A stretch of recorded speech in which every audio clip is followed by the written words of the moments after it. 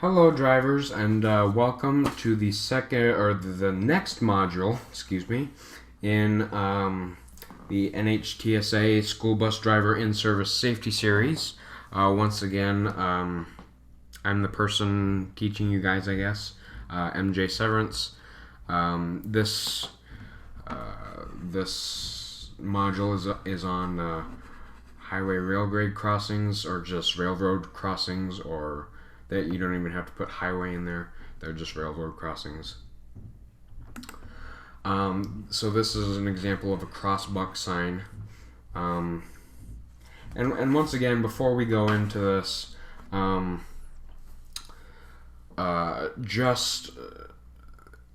need to emphasize how important this module is going to be, as this is something that tends to get ignored a lot. Not by bus drivers, but just by regular people. So statistics, there are approximately 268,000 highway, rail, and pedestrian crossings deaths in the U.S. each year. Most highway traffic fatalities occur within 25 miles of home. In the U.S., a train collides with a vehicle or a person once every 100 minutes. Yes, once every 100 minutes. And in an average year, more people die in highway rail crossings or railroad crossings than in commercial airline crashes, which is kind of scary if you think about it. So just remember, always expect a train when you get to these crossings. Judging speed and distance is very difficult. Never try to beat a train. Obey crossing signals and watch for multiple sets of tracks. We'll go through this in a minute. Okay. Procedure for crossing. When approaching, basically just tap your brakes to test. And also to alert motorists behind you that you will be stopping the bus. This is probably also a good time to do step 2 also, which is to turn on flashers. This is always necessary. Again, stay on the very right hand side of the roadway. 3 is choose an escape route. Look for an escape route, I should say, and choose one if the brakes fail, or if there is a traffic tie-up in front of you.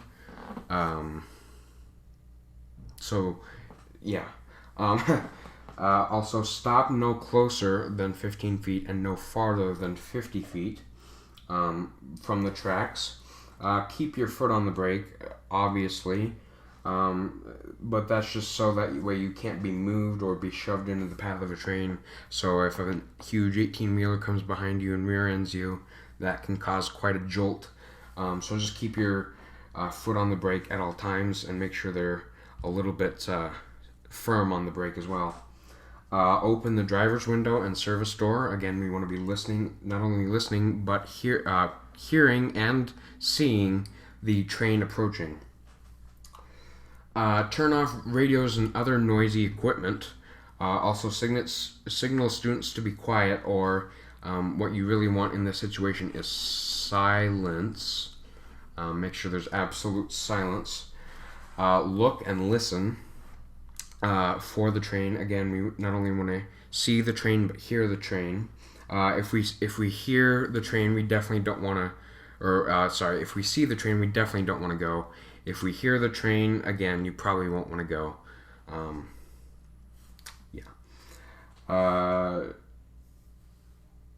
Start crossing after you've confirmed that it is safe. Start crossing when you are sure that you don't see or hear a train or a warning whistle. Also, you want to close the driver's window and service door as well. There is a not an analogy, but yeah, kind of an analogy. That's called the 5 Alive safety drill, which is just, approach with care, quiet, stop, look, and listen, double take, look again in both directions, and then go. What not to do at a crossing. Never stop on the tracks. So if you think you might have an opening in front of you to go in front of the tracks, say you're at a stoplight like on 48th and Highway 2, that's a big one. If you think you have enough room, don't over guess yourself, so just play it safe and stay behind the tracks. Never stop within 15 feet. Again, this is a little bit, I wouldn't say negotiable, but it has its own, again, it doesn't have to be exactly 15 feet, but just far enough away, so that way the bus has no chance of getting on those tracks even if you're rear-ended. Never try to back up once you're on the tracks. Again, that would be going into oncoming traffic. And with buses, you really don't have rear view cameras, so you can't see right behind you. All you have are your mirrors and maybe a window out the back. Never change gears on the tracks, so never put it into neutral or reverse. So again, never try to back up once you're on the tracks. Also, never pass on the tracks. So never, make a lane change or pass someone, stuff like that. Okay, so here are some common questions. What should you do if the gate comes down after you have started a cross? Or what should you do if the bus stalls or gets trapped on the tracks? Take a moment to think about that. What would you do? Pause the video if you need to. Answer to question 1 is keep going, even if it means you will break the gate. Again, the gate is something that's fixable and replaceable, and the bus also is repairable. Student lives are not. Answer to the second question, basically get everyone out of the bus and off the tracks immediately, or as soon as possible, as soon as time allows, even if there's no train coming. If you have time, obviously you want to try and get the bus off the tracks, but even if there's no train coming, that's probably your first option. Explain that you will discuss the procedures for evacuating the bus on the tracks in more detail later. So explain that to the students, or to the riders, I guess. Now, here are just some different signs that you may encounter.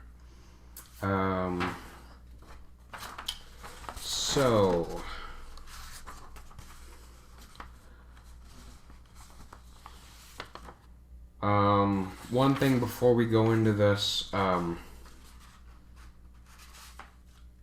just know the size of your bus, I guess. That should be pretty obvious. Most coaches, so like the white bus is 45 feet, maybe 46, something like that. But so pretty long.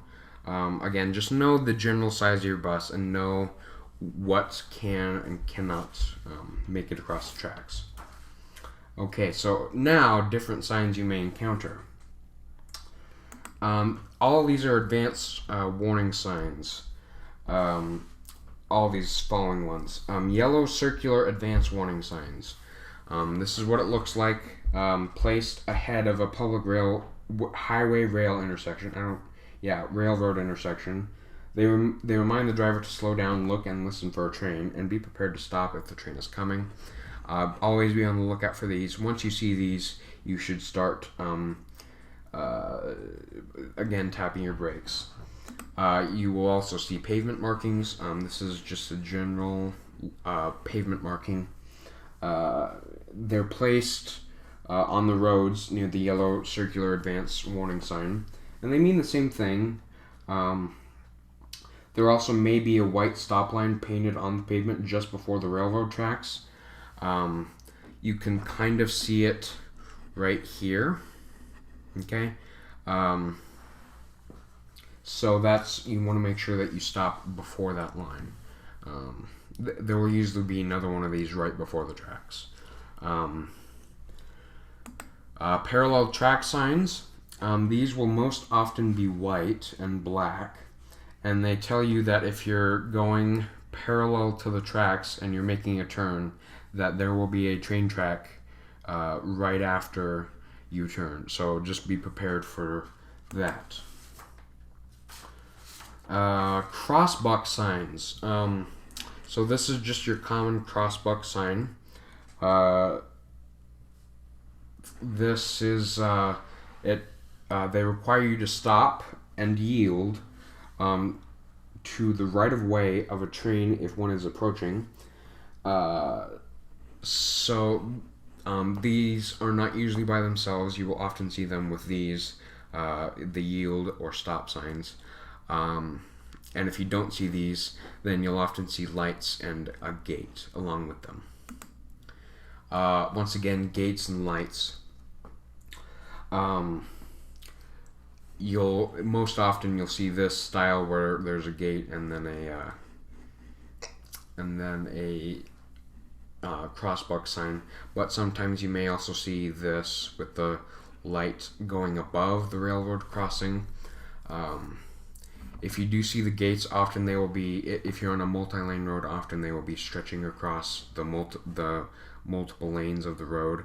And if you're on, like a road like this, obviously there's not one here, but there may be another one on the other side of the road telling you,